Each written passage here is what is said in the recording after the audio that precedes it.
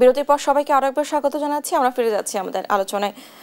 জনাব এবিএম জাহিদুল ইসলাম, এবার আমি আপনার কাছে জানতে চাই, এই যে আপনারা একসময় বিদেশ থেকে ওয়াটার পিউরিফায়ার আমদানি করতেন আর এখন দেশেই কারখানা স্থাপন করে মেড ইন বাংলাদেশ স্লোগানে পণ্য তৈরি করছেন, এই বিশাল পরিবর্তনের পেছনে মূল গল্প বা অনুপ্রেরণা কি ছিল, সেই বিষয়ে একটু জানতে চাই।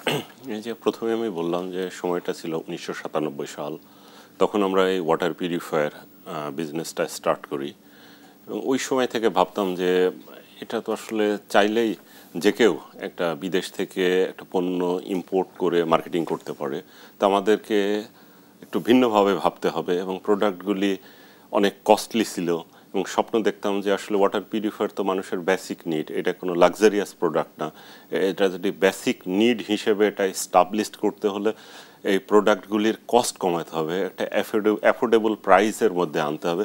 তখন থেকে আসলে আমাদের পরিকল্পনাটা শুরু হয় যে না, আমরা কোনো একদিন এই বাংলাদেশে বিশ্বমানের ওয়াটার পিউরিফায়ার তৈরি করব। এবং বিষয়টা আসলে সহজ ছিল না। অন্য দেশের সুবিধা হচ্ছে যে এই ধরনের ইন্ডাস্ট্রি যারা করে এখানে অনেক ধরনের লিঙ্কেজ ইন্ডাস্ট্রি রয়েছে।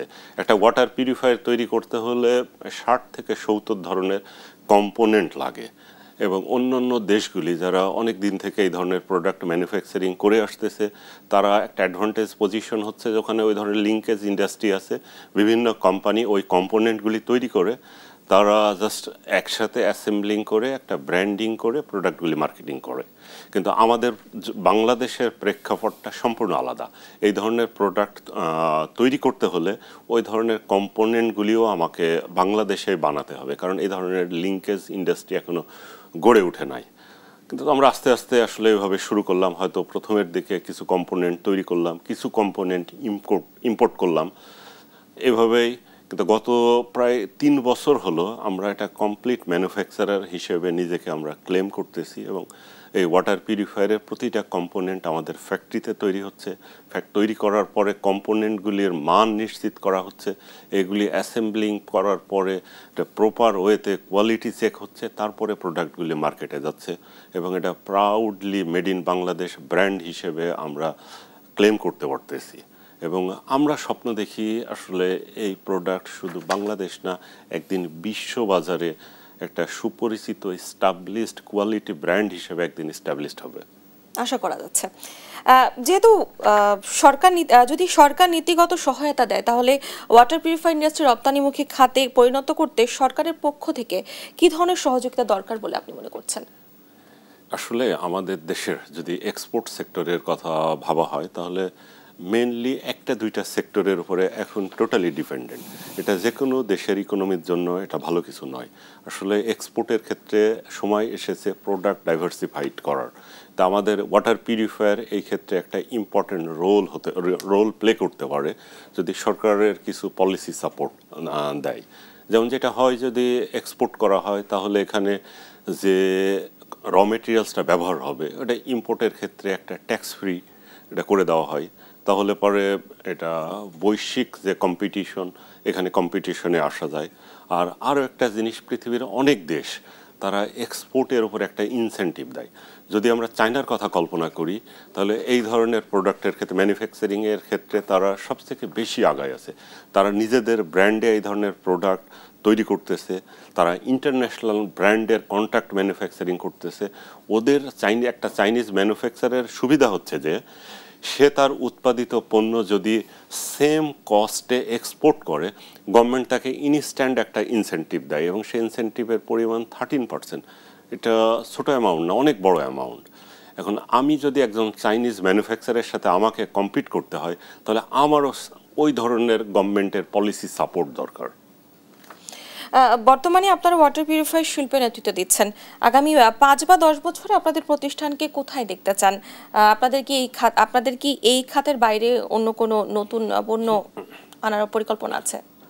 আসলে আমরা প্রোগ্রেস একটা কন্টিনিউয়াস প্রোগ্রেসের মধ্যে আমরা আছি। এখন আমরা ওয়াটার পিউরিফায়ারের ম্যানুফ্যাকচারিং করতেছি, প্যারালালি এনভায়রনমেন্টাল ইঞ্জিনিয়ারিংয়ের অন্যান্য যে সেক্টরগুলি রয়েছে সেটারও ম্যানুফ্যাকচারিং করতেছি। এই মুহূর্তে আমরা এইচডিপি পাইপ ম্যানুফ্যাকচারিং করতেছি, এলএলডিপি প্লাস্টিক ট্যাঙ্ক এইটা ম্যানুফ্যাকচারিং করতেছি। আর একটা ইউনিক প্রোডাক্ট আমরা খুব রিসেন্টলি স্টার্ট করেছি, এটা হলো সুয়েজ ট্রিটমেন্ট প্ল্যান্ট।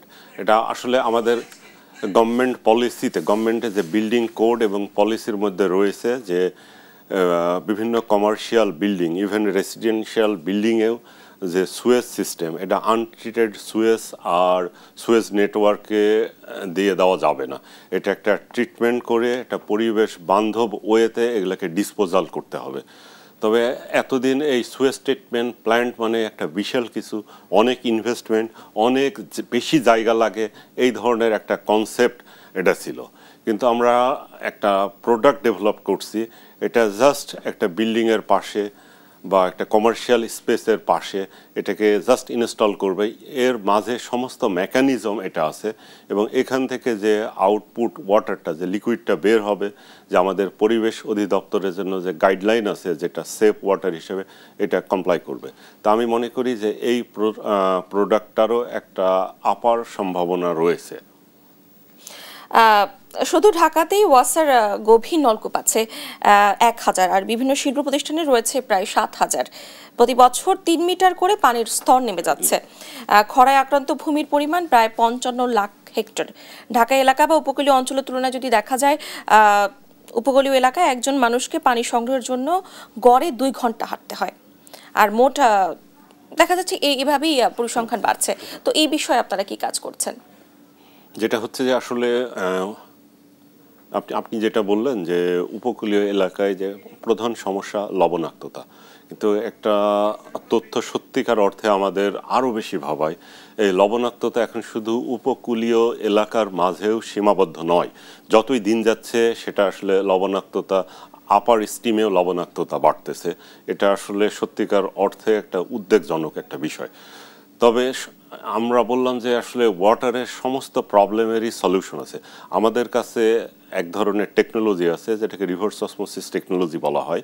এই টেকনোলজির মাধ্যমে লবণাক্ততা খুব সহজে এটা দূর করা যায়। ইভেন সরাসরি সমুদ্রের পানিকে এটা লবণ মুক্ত করে এটা ড্রিঙ্কিং ওয়াটার হিসেবে সাপ্লাই দেওয়ার টেকনোলজি আমাদের কাছে রয়েছে এবং এই ধরনের অনেকগুলি প্রজেক্ট আমরা সাকসেসফুলি ইমপ্লিমেন্ট আমরা করেছি। ইভেন এক সময় বাংলাদেশ থেকে যে বাংলাদেশ নেভির যে সমুদ্রগামী জাহাজগুলি ছিল, তারা যখন সমুদ্রে যেত তখন তারা শোর থেকে ফ্রেশ ওয়াটার বা সুপেয় পানি জাহাজে করে নিয়ে যাওয়া হতো। কিন্তু সময় এখন পরিবর্তন এসেছে, এখন প্রতিটা জাহাজে ডিস্যালিনেশন প্ল্যান্ট ইনস্টল করা হয়েছে। সেটা এখন আর তাদেরকে উপকূল থেকে পানি নিয়ে যাওয়া লাগে না, ইনস্ট্যান্ট সমুদ্রের পানি এটা বিশুদ্ধ করে এটাকে তারা তাদের প্রয়োজনটা মেটাইতে পারে। তাই এই টেকনোলজি উপকূলীয় অঞ্চলে খুব সুন্দরভাবে খুব সাকসেসফুলি ইনস্টল করা যায় এবং আমরাও ছোট বড় এটা গভর্নমেন্ট প্রজেক্ট, ডোনার প্রজেক্ট, ব্যক্তি লেভেলে অনেকগুলি প্রজেক্ট আমরা ইমপ্লিমেন্ট করেছি। একসময় দুবলাচর বলে যে একটা জায়গা ছিল, সেখানে মানে বিশুদ্ধ পানির একটা ভয়াবহ সংকট ছিল, কারণ ওখানে যে পানিটা পাওয়া যায় সেটা লবণাক্ত, ওখানে গভীর নলকূপ সম্ভব হয় না, তো পানি নিয়ে মানুষের একটা হাহাকার ছিল। তো সেখানে আমরা একটা ডিস্যালিনেশন প্ল্যান্ট আমরা ইনস্টল করেছি এবং দুবলাচরের এখন আর পানির সমস্যা নাই। আমরা রিসেন্টলি এখন কাজ করতেছি সেন্ট মার্টিন নিয়ে। সেন্ট মার্টিনেও একই সমস্যা, সেখানে আসলে সুপেয় পানির অভাব রয়েছে। এই কারণে প্রতিদিন এটা অসংখ্য বোতল, কেস প্লাস্টিক বোতল ওখানে যেত, এটা তাদের পানির প্রয়োজন মেটানোর জন্য। এই প্লাস্টিক ওয়েস্ট একটা ইটসেলফ হ্যাজার্ড হিসেবে কাজ করতেছিল দ্বীপটার জন্য এবং এই প্লাস্টিক ওয়েস্টের জন্য দ্বীপটা একটা সংকটের দিকে আগায় যাচ্ছিল। কিন্তু এখানে আমাদের বিশ্ব ব্যাংকের অর্থায়নে ওখানে একটা প্রজেক্ট চলতেছে এবং আমরা আশা করি ডিসেম্বরের মধ্যে প্রজেক্টটা শেষ হবে এবং ওই প্রজেক্টটা শেষ হলে সেন্ট মার্টিনের সুপেয় পানির ব্যবস্থা নিশ্চিত হবে। আমরা আবার আলোচনায় ফিরবো, তবে আরো একটি বিরতির পরে। দর্শক, এই পর্যায়ে নিয়ে নিচ্ছি আরো একটি বিরতি, ফিরে আসছি বিরতির পরে, সঙ্গেই থাকুন। বিরতির পর সবাইকে আরো একবার স্বাগত জানাচ্ছি। আপনারা দেখছেন বিজনেস টাইম। আমাদের সঙ্গে রয়েছেন এবিএম জহিদুল ইসলাম, চেয়ারম্যান, গ্রিন ডট লিমিটেড। আমরা আবারও ফিরে যাচ্ছি আমাদের আলোচনায়। আপনি যেমনটা বলছিলেন যে সেন্ট মার্টিনে আপনারা সুপেয় পানির ব্যবস্থা করানোর জন্য বিভিন্ন উদ্যোগ নিয়েছেন, সেক্ষেত্রে আমি একটু জানতে চাই বিস্তারিত। আমরা শুধু সেন্ট মার্টিন না, আসলে অনেকগুলি শহরেরই মিউনিসিপ্যালিটি ওয়াটার সাপ্লাই নিয়ে আমরা কাজ করতেছি। বাংলাদেশের অন্যতম পর্যটন নগরী কক্সবাজার। একসময় কক্সবাজারের যে গভীর নলকূপ থেকে এটা সুপেয় পানি পাওয়া যেত, কিন্তু ওখানে এত পরিমাণ পানি নিচ থেকে উঠানো হচ্ছে, তো এখন ওই আন্ডারগ্রাউন্ড ওয়াটার আর ব্যবহার উপযোগী নয়, এখানে লবণাক্ততা দেখা দিয়েছে। এই বিষয়টা অ্যাড্রেস করার জন্য এটা আমাদের স্থানীয় সরকার মন্ত্রণালয় একটা ইনিশিয়েটিভ নিয়েছিল, এখানে ফান্ডিং করেছে এশিয়ান ডেভেলপমেন্ট ব্যাংক। কক্সবাজার শহরের পাশে বাকখালী নামে একটা নদী রয়েছে, সেই নদীর পানি থেকে সোর্স হিসাবে ইউজ করে একটা বড় ওয়াটার ট্রিটমেন্ট প্ল্যান্ট আমরা শেষ করেছি, যার ক্যাপাসিটি প্রতি ঘন্টায় 1000 মিটার কিউব, এবং প্ল্যান্টটা ট্রায়াল রান স্টেজে আছে। এটা কি দীর্ঘমেয়াদী? হ্যাঁ, এটা দীর্ঘমেয়াদী, এবং প্ল্যান্টটা খুব অচিরেই এটা অপারেশনে যাবে, এবং এটা অপারেশনে গেলে কক্সবাজার শহরের যে ওয়াটারের requirement, I think more than 50% একটা মাত্র প্ল্যান্ট থেকে এটা সার্ভ করতে পারবে। এইটা একটা কক্সবাজারের জন্য একটা মাইল ফলক হিসেবে হতে পারে, এবং এই ধরনের প্রজেক্ট, এই ধরনের কনসেপ্ট অন্যান্য শহরের ওয়াটার সাপ্লাইয়ের ক্ষেত্রেও এইটা ইমপ্লিমেন্ট করা যেতে পারে। বাংলাদেশের নদী দূষণ কমাতে কি ধরনের পদক্ষেপ নেওয়া জরুরি, যেভাবে আপনারা কাজ করছেন? হ্যাঁ, আসলে নদী দূষণগুলি যেটা হচ্ছে যে মানে নদীর দূষণকে আমরা কারণগুলিকে যদি অনেকগুলি কারণের মধ্যে দুইটা অন্যতম কারণ, একটা হচ্ছে যে যেটা অপরিকল্পিত শিল্পায়ন বা শিল্প বর্জ্য, অপরিশোধিত শিল্প বর্জ্য নদী নালাতে ছেড়ে দেওয়া, আর দ্বিতীয়টা হচ্ছে যে আসলে এটা ক্লাইমেট চেঞ্জের ক্ষেত্রে খুব সরাসরি আমরা মানে ডিরেক্টলি ওইভাবে রোল প্লে করাটা ডিফিকাল্ট, তবে অপরিকল্পিত শিল্প বর্জ্য যেটা আমরা নদী ছেড়ে দেওয়া যদি বন্ধ করি, সেখানে নদী দূষণটা অনেকাংশে কমে আসবে। এবং যেসব ইন্ডাস্ট্রি, এই ক্ষেত্রে শিল্প মালিকদের দায়িত্ববোধ কিভাবে উন্নত করা যায় বলে আপনি মনে করছেন? আসলে এখানে শিল্প মালিকের দায়িত্ববোধটাই প্রধান। আমাদের দেশে যে আইন রয়েছে, আইন মেনে চললে এখানে অপরিশোধিত শিল্প বর্জ্য কোনো অবস্থাতেই নদী নালাতে ছেড়ে দেওয়ার স্কোপ নাই, কিন্তু এটা আনফরচুনেটলি এই ধরনের প্র্যাকটিস এটা হচ্ছে। এটা আসলে সচেতনতা, যেহেতু শিল্প বর্জ্য কারখানার বড় একটি অংশ আমাদের নদীর পানিগুলোকে দূষিত করতেছে। হ্যাঁ, বাংলাদেশের পানি দূষণ সমস্যা সমাধানে আপনারা কোন দীর্ঘমেয়াদী সমাধানে কার্যকর পদক্ষেপ নিচ্ছেন? এটা হচ্ছে যে আসলে এই পানির এটা সমাধানগুলি দীর্ঘমেয়াদী হওয়া উচিত। এটা আসলে কি ধরনের কৌশল রয়েছে? হ্যাঁ, স্বল্পমেয়াদী কোনো সমাধান নয়। সেটা হচ্ছে যে গভর্নমেন্ট যেগুলি প্রপার পলিসি, যে এই ধরনের ওয়েস্ট ওয়াটার ট্রিটমেন্ট প্ল্যান্ট, কী ধরনের ওয়েস্ট ওয়াটার ট্রিটমেন্ট প্ল্যান্ট আমাদের দেশের জন্য সুইটেবল হবে, এটা সেই ধরনের একটা স্পষ্ট গাইডলাইন আমাদের দেশের জন্য দরকার, এবং এটা নিয়ে কাজ হচ্ছে, কিন্তু কাজটা আরও একটু ত্বরান্বিত দরকার। এবং যেটা আছে শিল্প বর্জ্য নিয়ন্ত্রণের ক্ষেত্রে আমাদের দেশে যে international brand, specially the garments এবং ডাইং ইন্ডাস্ট্রিতে যে ইন্টারন্যাশনাল ব্র্যান্ডগুলি রয়েছে, তারা অনেক বেশি সচেতন। তারা বারবার ইন্ডাস্ট্রিকে প্রেশার দিচ্ছে যে ওয়াটার রিউজের জন্য, কিন্তু আসলে এই ব্র্যান্ড যে রেসপন্সিবিলিটিটা নিচ্ছে, সেই রেসপন্সিবিলিটিটা আমাদের শিল্প মালিক, আমাদের দেশের সরকার, আমাদের দেশের পলিসি মেকার, তাদেরকেও ঠিক একইভাবে ওই রেসপন্সিবিলিটিটা নিতে হবে। যেমন সরকারের এই মুহূর্তে একটা ইনিশিয়েটিভ নেওয়া উচিত, এই ধরনের শিল্প ট্রিটমেন্টের জন্য বা ওয়াটার রিউজের জন্য যে ধরনের ইকুইপমেন্ট লাগবে, এগুলো টোটালি ট্যাক্স ফ্রি করে দেওয়া উচিত। এইটার যদি, তাহলে একজন ইন্ডাস্ট্রির মালিক সে ইনকারেজ ফিল করবে যে এই ধরনের ইস্টাবলিশমেন্টের জন্য তারা যদি স্বল্প মূল্যে ব্যাংক লোন পায় যে একটা ওয়েস্ট ওয়াটার ট্রিটমেন্ট প্ল্যান্টের জন্য, তখন সে ইনকারেজ ফিল করবে। তারপরে সে কি পরিমাণ ওয়াটার রিউজ করতেছে, এইটার পরে যদি একটা সে ইনসেন্টিভ পায়, সেখান থেকে ইনকারেজ ফিল করবে। এটা আসলে মানুষ সচেতনতার বাড়ার পাশাপাশি এটা তার ইনসেন্টিভ, তাকে একটু স্পেশালাইজড ভাবে একটু ট্রিট করা উচিত, এটা সরকারের পক্ষ থেকে। সরকারি কোনো নীতিমালা এখন পর্যন্ত কার্যকর হয়েছে? সরকারি নীতিমালা রয়েছে এবং কার্যকর যে একেবারে হচ্ছে না সেটা মানে বলা যাবে না, হচ্ছে, তবে এটার কার্যকরটা আরো একটু দ্রুত গতি, আরো একটু ত্বরান্বিত দরকার। সাধারণ মানুষকে পানি দূষণের বিষয়ে সচেতন করার ক্ষেত্রে গ্রিন ডট কি ধরনের প্রচারণা বা কর্মসূচি চালাচ্ছে? আসলে গ্রিন ডট প্রতিনিয়ত এটা নিয়ে কাজ করে আসতেছে। এটা বিভিন্ন প্রিন্ট মিডিয়া, বিভিন্ন টক শো, বিভিন্ন পলিসি মেকারের কাছে আমরা যেখানে যেভাবে সম্ভব এই মেসেজগুলি তুলে ধরার চেষ্টা করতেছি। পরবর্তী 5 থেকে 10 বছরে পানি দূষণ কমানোর জন্য গ্রিন ডটের অগ্রাধিকার প্রজেক্ট কি রয়েছে? যেটা হচ্ছে আসলে কিছু ইনোভেটিভ প্রজেক্ট, আসলে green dot next 5 years 10 years আসলে যেটা দরকার যে ওয়াটার রিউজ নিয়ে গ্রিন ডট অনেক কাজ করতে চাই এবং অলরেডি আমরা শুরু করেছি খুব স্বল্প পরিসরে। যদি ঢাকা শহরের একটা কমার্শিয়াল বিল্ডিং বা একটা হসপিটালের কথা যদি আমরা বলি, তা আমরা যদি চাই ওই বিল্ডিংয়ের ওই কমিউনিটির যে ওয়াটার রিউজ করে যে টোটাল ওয়াটার যে রিকোয়ারমেন্ট তার 90%, 80 থেকে 90% ওয়াটার রিউজ করা সম্ভব। 10% হয়তো ফ্রেশ ওয়াটার ইনটেক। রিউজ করার কথা বলছেন কি 100% পিওর হচ্ছে? হ্যাঁ, এটা আসলে রিউজের তো বিভিন্ন ক্যাটাগরি। আসলে একটা বিল্ডিং এর যে ওয়াটার রিকোয়ারমেন্ট আছে, এখানে পানি কি কি কাজে লাগে। পানির এটা সাধারণত মানে ড্রিঙ্কিং ওয়াটার, যেটার টোটাল ওয়াটার রিকোয়ারমেন্টের ড্রিঙ্কিং ওয়াটারের পরিমাণটা অনেক কম। এখানে অন্য না, হাত মুখ ধোয়া, বেসিনে ইউজ, টয়লেট ফ্লাশের ক্ষেত্রে একটা বড় সংখ্যক পানি ব্যবহৃত হয়। তো ইউজুয়ালি অ্যাস্থেটিক্যালি আসলে আমরা ড্রিঙ্কিং ওয়াটারটা যদি রিউজের ওয়াটারটা অনেক ক্ষেত্রে আমরা অ্যাকসেপ্ট করতে পারি না, কিন্তু এটা সায়েন্টিফিক ওয়েতে যদি বিষয়টা দেখি আসলে এটা সেফ ওয়াটার রিউজের ক্ষেত্রে। তারপরেও আমরা মনে করি যদি একটা বিল্ডিংয়ের শুধুমাত্র বেসিনে যদি ফ্রেশ ওয়াটারের লাইনগুলি করা হয়, অন্য অন্য পারপাস যেগুলি আছে যেমন toilet flush, car wash, fire ফাইটিংয়ের জন্য এই পানিটা খুব সহজেই আমরা রিউজ করতে পারি।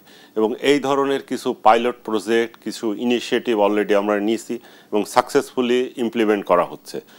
এটা আমেরিকার একটা অর্গানাইজেশন আছে, ওরা বলে যে গ্রিন বিল্ডিংয়ে যে সার্টিফিকেশন দেয়, যে লিড সার্টিফাইড বিল্ডিং, ওই লিড সার্টিফাইড বিল্ডিং মানে লিড সার্টিফিকেশন পেতে হলে ওয়াটার রিউজ এখানে ম্যান্ডেটরি। ওই ধরনের কিছু প্রজেক্টে আমরা জাস্ট লিড সার্টিফাইড বিল্ডিং যারা করতে চাই সেখানে আমরা এই ধরনের ওয়াটার রিউজ নিয়ে করতেছি। কিন্তু আসলে লিড সার্টিফাইড যদি টোটাল ঢাকা শহরের কথা আমরা ভাবি, এখানে অসংখ্য কয়েক লক্ষ বিল্ডিং রয়েছে, কিন্তু এখানে লিড সার্টিফাইড বিল্ডিং হয়তো কয়েকশো। অতএব এইটাকে নিয়ে আসলে স্কেল আপ করার অনেক বড় স্কোপ রয়েছে। আপনারা এই যে বিভিন্ন ধরনের উদ্যোগ নিচ্ছেন পানি পিউরিফিকেশনের জন্য, এক্ষেত্রে আপনাদের বর্তমানে কি ধরনের সহযোগিতা প্রয়োজন? যেটা আমি আসলে বারবারই বলে আসতেছি যে সরকারের যেটা একটা পলিসি সাপোর্ট দরকার, যে এই ধরনের কাজে ব্যবহৃত যে উপকরণগুলি, যে কম্পোনেন্টগুলি, এটা ট্যাক্স অনেক কমানো উচিত, সম্ভব হলে এটা ট্যাক্স ফ্রি করে দেওয়া উচিত। তারপরে এই কাজগুলি যদি দেশের বাইরে, শুধু আমরা বাংলাদেশে কাজ করতেছি, আমরা এক স্বপ্ন দেখি এই কাজগুলি আমরা দেশের বাইরেও করব। এবং আমরা কিছু ইনিশিয়েটিভ নিয়েছি, আমরা মিডল ইস্টে কিছু কাজ করার চেষ্টা করতেছি, শ্রীলঙ্কায় আমরা কাজ করার চেষ্টা করতেছি, আমরা এখানে প্রসপেক্ট রয়েছে, আমরা অনেক ইনকোয়ারি বাইরে পাই। তা এই কাজগুলি আসলে স্বপ্ন দেখি ভবিষ্যতে গ্রিন ডট তার গ্লোবাল প্রেজেন্স নিশ্চিত করবে এবং সরকারের পলিসি সাপোর্টটা যদি থাকে তাহলে এই যাত্রাটা অনেক বেশি স্মুথ হবে, অনেক বেশি ত্বরান্বিত হবে। এবং শুধুমাত্র আমি বলি যে আসলে এই সাপোর্টগুলি দিলে এই গ্রিন ডটের মতো অনেকগুলি গ্রিন ডট তৈরি হবে, অনেকগুলি কোম্পানি তৈরি হবে, অনেক ধরনের এমপ্লয়মেন্ট অপরচুনিটি তৈরি হবে। আপনাকে অসংখ্য ধন্যবাদ আমাদের সঙ্গে আলোচনায় যুক্ত হওয়ার জন্য। আপনাকেও ধন্যবাদ, ধন্যবাদ দর্শককে। দর্শক, আমাদের আজকে আলোচনা এই পর্যন্তই। পরবর্তী আয়োজন দেখার জন্য সবাইকে আমন্ত্রণ রইল। সে পর্যন্ত সবাই সুস্থ থাকবেন, ভালো থাকবেন, দেশ টিভির সঙ্গেই থাকবেন। ধন্যবাদ সবাইকে। বাংলাদেশে পানি দূষণ বর্তমানে আশঙ্কাজনক হারে বাড়ছে। শিল্প কারখানার বর্জ্য, কৃষিক্ষেত্রে রাসায়নিক ব্যবহার এবং শহুরে নোংরা বর্জ্য নদী ও ভূগর্ভস্থ পানিকে দ্রুত দূষিত করছে। এর ফলে সুপেয় পানির ঘাটতি বাড়ছে এবং মানুষের স্বাস্থ্য পরিবেশ মারাত্মকভাবে ঝুঁকিতে পড়ছে। দর্শক, এই সকল বিষয় নিয়ে আজকে আলোচনা করব। সবাইকে স্বাগত জানাচ্ছি দেশ টিভির নিয়মিত আয়োজন বিজনেস টাইমস। আপনাদের সঙ্গে আছি আমি ডানা ইসলাম। দর্শক, আমাদের আলোচনার বিষয়বস্তু এগিয়ে নিতে আমাদের সঙ্গে একজন সম্মানিত অতিথি রয়েছেন, পরিচয় করে দিতে চাই তার সঙ্গে। আমাদের সঙ্গে আছেন ABM Zahidul Haque, chairman green dot limited. আপনাকে স্বাগত জানাচ্ছি আমাদের আয়োজনে আসার জন্য। Thank you. আমি শুরুতেই যেমনটা বলছিলাম যে বাংলাদেশের পানি দূষণ বর্তমানে আশঙ্কাজনক হারছে, ইতিমধ্যেই দেখা যাচ্ছে। এই যে বাংলাদেশের পানি দূষণ এতটা বাড়ছে, বর্তমানে কোন পর্যায়ে আছে বলে আপনি মনে করছেন? আসলে যতই দিন যাচ্ছে পানির দূষণ দিন দিন বাড়তেছে। শুধুমাত্র বাংলাদেশ না, এটা একটা বৈশ্বিক সমস্যা। তবে বাংলাদেশের মতো মানে তৃতীয় বিশ্বের দেশগুলির জন্য এই সমস্যাগুলি অনেক বেশি প্রকট। আসলে নিরাপদ পানি বা বিশুদ্ধ পানি একজন মানুষের অধিকার। জাতিসংঘ এটা নিশ্চিত করেছে, কিন্তু যতই দিন যাচ্ছে এই নিরাপদ পানি, বিশুদ্ধ পানির মাঝে আমাদের দূরত্বটা আরো বেশি তৈরি হচ্ছে। মানে এর মাত্রা কেন দ্রুত বাড়ছে, এ বিষয়ে কি মনে করেন? আসলে এটার একক কোনো কারণ না, অনেকগুলি। এই মাত্রা দূষণ বৃদ্ধির জন্য অনেকগুলি কারণ দায়ী। এটা হচ্ছে যে আমাদের দেশের যে ভূগর্ভস্থ পানি, তারপরে যে সারফেস ওয়াটার, ভূ অপরিস্থ পানি, একসময় এটা সুপেয় পানি হিসেবেই ছিল, কিন্তু অপরিকল্পিত শিল্পায়ন, ক্লাইমেট চেঞ্জ, মানুষের সচেতনতার অভাব, বিভিন্ন কারণে এই দূষণগুলি বাড়তেছে। গ্রিন ডট লিমিটেড সুপেয় পানি নিঃশোধকরণে কিভাবে কাজ করছে, এই বিষয়ে জানতে চাই একটু। আসলে গ্রিন ডট লিমিটেড একটা কমপ্লিট এনভায়রনমেন্টাল ইঞ্জিনিয়ারিং কোম্পানি। এই সেক্টর নিয়ে 1997 সাল থেকে কাজ করে আসতেছে। গ্রিন ডটের শুরুটা ছিল এই ধরনের ইকুইপমেন্ট একসময় আমরা সরাসরি বিদেশ থেকে ইম্পোর্ট করতাম, করে এটা সারা দেশের এই পানি বিশুদ্ধকরণের জন্য এগুলি ব্যবহার করা হতো। এরপরে একসময় আমরা উপলব্ধি করলাম যে আসলে এটা শুধুমাত্র বিদেশ থেকে ইম্পোর্ট করে এটা এত বড় একটা মার্কেট, এই একটা বিশাল চ্যালেঞ্জ মোকাবেলা করা সত্যি ডিফিকাল্ট। তখন আমরা স্বপ্ন দেখলাম যে এই ধরনের প্রোডাক্ট কিভাবে বাংলাদেশে তৈরি করা যায়। এরপরে তখন আমরা প্রথমে হয়তো অ্যাসেম্বলিংটা শুরু করি, যে বিভিন্ন ক্ষুদ্র ক্ষুদ্র যন্ত্রাংশ ইম্পোর্ট করে এখানে আমরা অ্যাসেম্বলিং করে আমরা মার্কেটিংটা শুরু করলাম। তারপরে এখন গ্রিন ডট বাংলাদেশের একমাত্র কোম্পানি যেটা এই ধরনের ওয়াটার পিউরিফায়ার এবং ওয়াটার ট্রিটমেন্ট ইকুইপমেন্ট সম্পূর্ণরূপে বাংলাদেশে তৈরি করতে সক্ষম হচ্ছে। বর্তমানে কি এটি পুরো বাংলাদেশে পৌঁছে দেওয়া সম্ভব হয়েছে? হ্যাঁ, এখন আসলে আমাদের coverage all over the Bangladesh. আসলে মার্কেটটা অনেক বড়, এবং সেটা হচ্ছে যে আসলে শুধুমাত্র গ্রিন ডটের মতো একটা, দুইটা, পাঁচটা, 10টা কোম্পানির পক্ষে যদি টোটাল প্রবলেমটাকে অ্যাড্রেস করার কথা চিন্তা করি তাহলে এটা সম্ভব না। এখানে আরও বেশি কোম্পানি, আরও বেশি ম্যানুফ্যাকচারার এখানে আসা প্রয়োজন। আপনারা যেহেতু সুপেয় পানির বিশুদ্ধকরণ নিয়ে কাজ করছেন, অনেক গ্রামাঞ্চলে দেখা যাচ্ছে বিশুদ্ধ পানি পাচ্ছে না, তারা বিভিন্ন পানিবাহিত রোগে ভুগছে। এই ক্ষেত্রে আপনারা কি ধরনের করণীয় ব্যবস্থা নিয়েছেন? যেটা হচ্ছে যে আমরা প্রথমেই যেটা বললাম যে আসলে বিশুদ্ধ পানি একসময় ওয়াটার পিউরিফায়ার একটা লাক্সারিয়াস প্রোডাক্ট হিসেবে ট্রিট করা হতো, কিন্তু এটা আসলে লাক্সারিয়াস প্রোডাক্ট না, একটা এসেনশিয়াল প্রোডাক্ট। এটা গ্রামগঞ্জ, শহর, সমস্ত ইনকাম গ্রুপের জন্য একটা এসেনশিয়াল প্রোডাক্ট। আসলে এই লক্ষ্যে গ্রিন ডট কাজ করে আসতেছে। একসময় এই ধরনের ইকুইপমেন্টগুলি যখন বিদেশ থেকে ইম্পোর্ট করা হতো, প্রাইস অনেক বেশি ছিল, সাধারণ মানুষের ক্রয় ক্ষমতার বাইরে ছিল। তো গ্রিন ডট লোকালি এটা প্রোডাকশন করার ক্ষেত্রে এটা একটা সহনীয় পর্যায়ের মধ্যে, প্রাইসগুলি সহনীয় পর্যায়ের মধ্যে আনা সম্ভব হয়েছে। এখন চাইলে একজন সাধারণ মানুষ, একজন মধ্যবিত্ত, উচ্চবিত্ত সবাই এটাকে অ্যাফোর্ড করতে পারে। যেমন কোথাও আর্সেনিক, উপকূলীয় অঞ্চলে তীব্র লবণাক্ততা থাকে, আপনাদের হিরন পিউরিফায়ার কি এসবগুলো আঞ্চলিক সমস্যা সমাধানে একই কার্যকর, নাকি গ্রাহকদের এলাকাভেদে ভিন্ন ভিন্ন মডেল ব্যবহার করতে হয়? আসলে আমরা যেটা করে থাকি, যেটা ইম্পোর্টেড প্রোডাক্ট আর আমাদের লোকাল প্রোডাক্টের বেসিক পার্থক্য হচ্ছে যে আমরা প্রথমে চেষ্টা করি যে পানির প্রবলেমটা কি ওইটা আইডেন্টিফাই করা। যেমন কোথাও হাইলি আর্সেনিক কন্টামিনেশন, কোথাও আছে যে ম্যাঙ্গানিজ পানিতে মাত্রাতিরিক্ত পাওয়া যাচ্ছে, কোথাও আছে যে মাইক্রোবায়োলজিক্যাল কন্টামিনেশন অর্থাৎ জীবাণু ঘটিত দূষণ। এই বিষয়গুলি আসলে ওয়াটার পিউরিফায়ার যদি কেউ বলে যে একই ধরনের পিউরিফায়ার দিয়ে সমস্ত ধরনের সলিউশন পাওয়া সম্ভব, এটা সম্ভব না। আসলে এটার জন্য দরকার Taylor made solution. So green dot এই কাজটাই করে থাকে, যে বিভিন্ন অঞ্চলভেদ, বিভিন্ন পানির প্রবলেমগুলি, ইভেন পানির ব্যবহার, এই টোটাল বিষয়গুলি কনসিডারে এনে বিভিন্ন ধরনের ওয়াটার পিউরিফায়ার আমরা তৈরি করতেছি। আপনারা যেহেতু অঞ্চল ভেদে বিস্তরভাবে কাজ করছেন, আপনাদের কি কি সমস্যার সম্মুখীন হতে হচ্ছে? আসলে এই সেক্টরটা আরও বেশি এক্সপ্লোর করার জন্য সরকারের কিছু পলিসি সাপোর্ট দরকার। আসলে শুধু এই সেক্টর না, যে কোনো সেক্টরের এটা একটা এক্সপ্লোরের জন্য সরকারের পলিসি সাপোর্ট দরকার।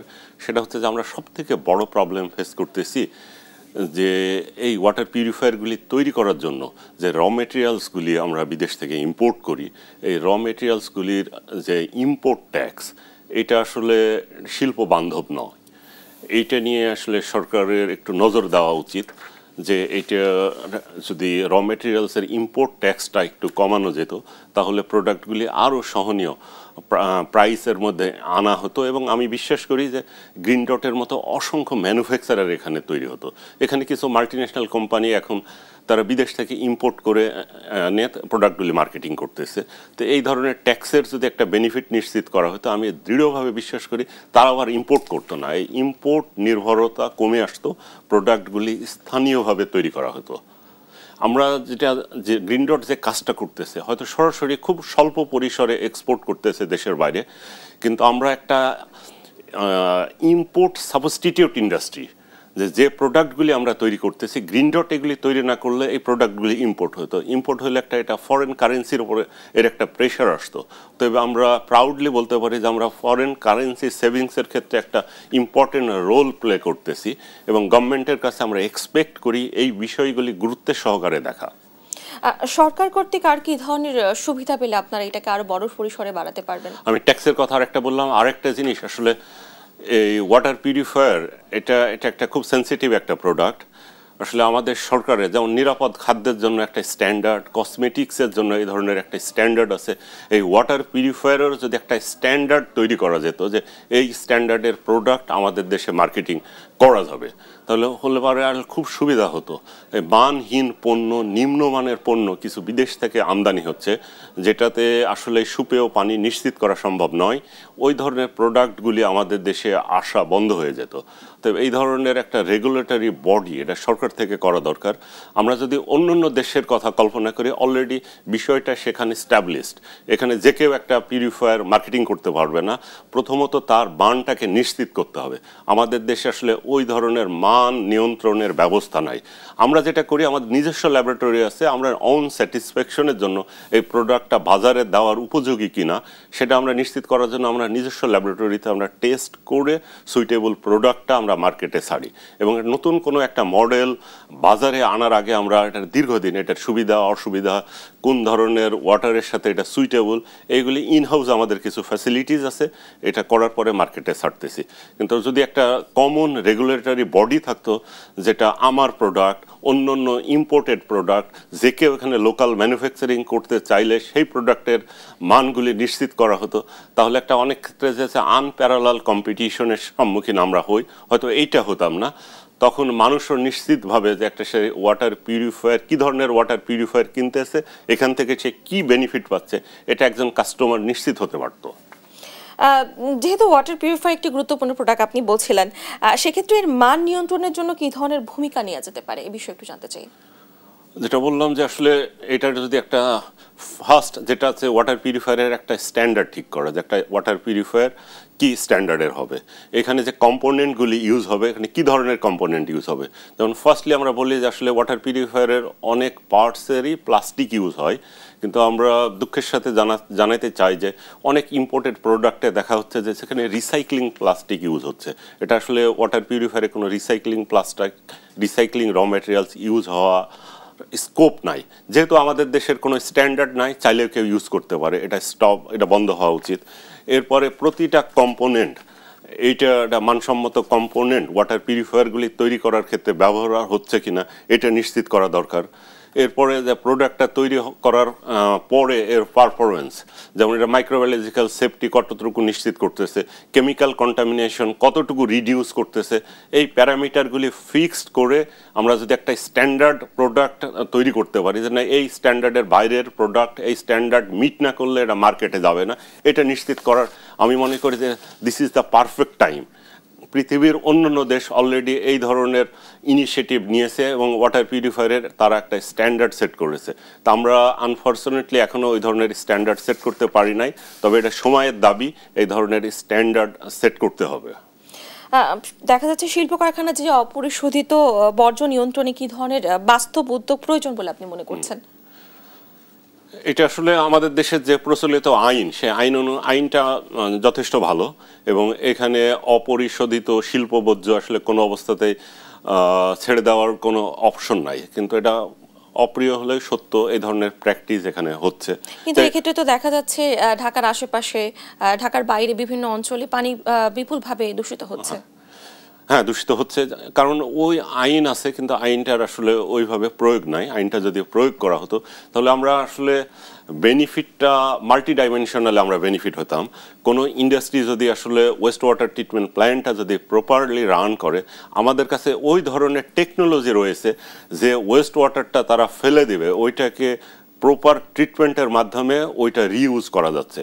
তাহলে ওয়েস্ট হচ্ছে একটা রিসোর্সে কনভার্ট হচ্ছে। এটা ফার্স্ট বেনিফিট একটা ইন্ডাস্ট্রির জন্য। সেকেন্ড বেনিফিট হচ্ছে যে আমরা যে আমাদের সোশ্যাল রেসপন্সিবিলিটি আছে যে আমরা পরিবেশের ক্ষতি করব না, আশেপাশের নদী নালা এটার দূষণমুক্ত রাখবো, এটা হতো না। তারপরে এটা আসলে নদী নালা থেকে এইটা আসলে মাটি দূষণ হচ্ছে, মাটি দূষণের মাধ্যমে এখানে উৎপাদিত যে ফসল এটার মাঝে হেভি মেটাল আর্সেনিক এগুলি পাওয়া যাচ্ছে। এই দূষণটা এটা সব স্তরে ছড়ায় পড়তেছে। তো এই বিষয়গুলি অত্যন্ত গুরুত্বের সহকারে দেখা উচিত। পানি দূষণ কমাতে বেসরকারি প্রতিষ্ঠানগুলো কি ধরনের ভূমিকা রাখতে পারে, এই বিষয়ে কি মনে করছেন? বেসরকারি আসলে শুধু পানি দূষণ কেন, একটা ইকোনমিক ডেভেলপমেন্টের নয়, যে কোনো দেশের জন্য আসলে বেসরকারি সেক্টরের ভূমিকা আমি মনে করি সবচেয়ে বেশি। সরকার যেটা করবে, সরকার একটা পলিসি সাপোর্ট দিবে, তো কাজগুলি বেসরকারি প্রতিষ্ঠানকেই করতে হবে। যেমন এটা কোনো ইন্ডাস্ট্রির মাইন্ড সেট আপ হতে হবে যে আমি পরিবেশ দূষণ করব না, আমার উৎপাদিত পণ্যের মাধ্যমে যেন পরিবেশের কোনো ক্ষতি না হয়। আর আরেকটা সেক্টর যারা আমাদের মতো এনভায়রনমেন্টাল ইঞ্জিনিয়ারিং নিয়ে যারা কাজ করি, তাদেরও রেসপন্সিবিলিটি আছে যে এই ধরনের প্ল্যানগুলি যেন প্রপারলি ডিজাইন করা হয়, এটা ফাংশনাল হয়। পানি পরিশোধন খাতে কাজ করতে গিয়ে কোনো দূষণ উৎস, মানে কোন দূষণ উৎসকে আপনি সবচেয়ে উদ্বেগজনক বলে মনে করছেন, যেহেতু আপনি এই বিষয় নিয়ে কাজ করছেন? আমি মনে করি যে এখানে আসলে ইন্ডাস্ট্রিয়াল পলিউশন, যেটা এইটাই আসলে সবচেয়ে বড় ক্ষতি। আর আরেকটা জিনিস হচ্ছে যে গ্রাউন্ড ওয়াটার, মাত্রাতিরিক্ত গ্রাউন্ড ওয়াটারের ব্যবহার। সেটা হচ্ছে এই আমাদের কাছে একটা স্ট্যাটিস্টিক্স আছে, প্রতি বছর ঢাকা শহরের ওয়াটার লেভেল প্রায় 1 মিটার করে নিচে নেমে যাচ্ছে। এটা যথেষ্ট উদ্বেগের বিষয়। এর অন্যতম কারণ হচ্ছে যে পরিমাণ গ্রাউন্ড ওয়াটার মানে ভূগর্ভস্থ পানি আমরা নিচ থেকে উঠাচ্ছি, সেই পরিমাণ পানি রিচার্জ হচ্ছে না। এর অন্যতম কারণ হচ্ছে ঢাকা শহর একটা কংক্রিটের শহর। আসলে এখানে যে বৃষ্টিপাত একেবারে কম হয় এটা না, কিন্তু যে বৃষ্টির পানিটা এটা ওই ভূগর্ভস্থ লেয়ারে পৌঁছাতে পারতেছে না। তবে আমাদের এই ভূগর্ভস্থ পানির প্রতি ডিপেন্ডেন্সি কমায় আনতে হবে। আমাদেরকে বেশি গুরুত্ব দিতে হবে সারফেস ওয়াটারের ব্যবহারের প্রতি। আমাদের চারপাশে যে নদী নালা আছে এগুলিকে দূষণমুক্ত করতে হবে। এমন কোনো টেকনোলজি ইউজ করতে হবে যে ওই নদীর পানিগুলি সহজেই ট্রিটমেন্ট করে এটা ড্রিঙ্কেবল ওয়াটার হিসেবে, পোর্টেবল ওয়াটার হিসেবে আমরা যেন ইউজ করতে পারি। এটা গ্লোবাল সিনারিও কিন্তু তাই। পৃথিবীর অনেক দেশে আছে যে এখানে চরমভাবে ভূগর্ভস্থ পানিকে ব্যবহারটাকে নিরুৎসাহিত করা হয়। আমরা পরবর্তীতে আবার আলোচনায় ফিরবো, তবে একটি বিরতির পরে। দর্শক, এ পর্যায়ে নিচ্ছি একটি বিরতি, ফিরে আসছি বিরতির পরে, সঙ্গেই থাকুন।